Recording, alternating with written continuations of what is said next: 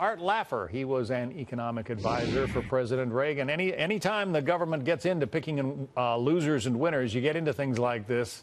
Art, people in the high-tax states now rushing to get their taxes prepaid, their state and local taxes, because they're not going to be deductible to the same extent that they were. Doesn't surprise you, I suppose. You can't just make this stuff up, can you? No. It's amazing. It's just amazing. And the IRS is not being particularly clear about what's deductible and what isn't. I mean, if you... They want their money. No, they're saying it's not going to be deductible is what they're really saying, because they want their money really badly. Yeah.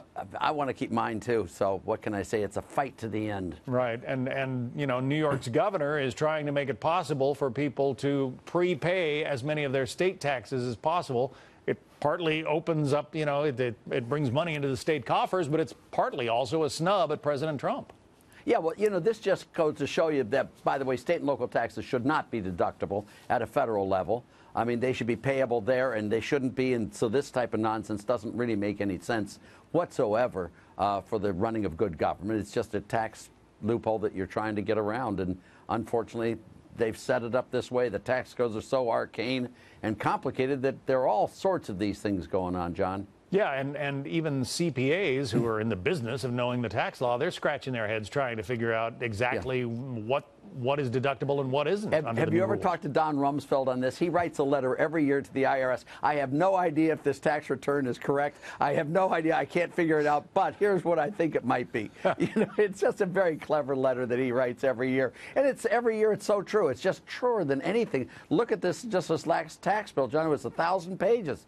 I mean, for what? Cutting the corporate rate from 35 to 21. Go figure. But no, they have to put 1,000. And if you read them, those 1,000 pages are full of little nasty things, little nice things. I mean, all sorts of stuff in there.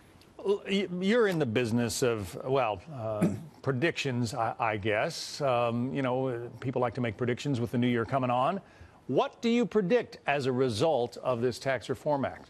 Well, I'll put my little Swami hat on, and what I want to assure you is that I'm far better, John, predicting the past than I am the future. That having been said, I think this tax bill will have amazing effect on the U.S. economy, and I expect to see a lot of very strong growth over this coming year, and I think that growth will build up for the next couple of years. And the one I think is most important here is I really believe tax revenues will increase as a result of the corporate tax rate reduction in this bill, and I think this will lead to prosperity and a better budget. So you don't buy the idea that we're going to blow a $1.5 trillion hole in the budget? That's the silliest thing I've ever heard in my life. These guys who do that, I mean, they have no idea how accountants and corporate people work. You know, when you cut tax rates, John, they stop sheltering as much income as they did. There'll be a lot less tax evasion as well. Companies will move back to the U.S. and none of these have anything to do with economic growth, which they are pretty good at. But this type of stuff, the behavioral responses, they don't get. And that stuff is enough to way offset the corporate tax rate reduction. Yeah. Effective tax rates will drop by a lot less than the statutory rates. A lot of the polls, and you know, you can decide whether or not you like to believe polls, but a lot of the polls suggested only about 30% of the American people were on board with the idea of this tax reform. Do you think that number is going to change when people start seeing their paychecks? Oh, sure. And when they stop seeing all the negative press on it. I mean, there hasn't been a Democrat who hasn't said it's Armageddon, it's the end of the world. Even the Republicans, John, were sitting there, oh, this is a bad provision. That's, you know, all of that stuff makes voters upset. And frankly, so they have a negative view of this.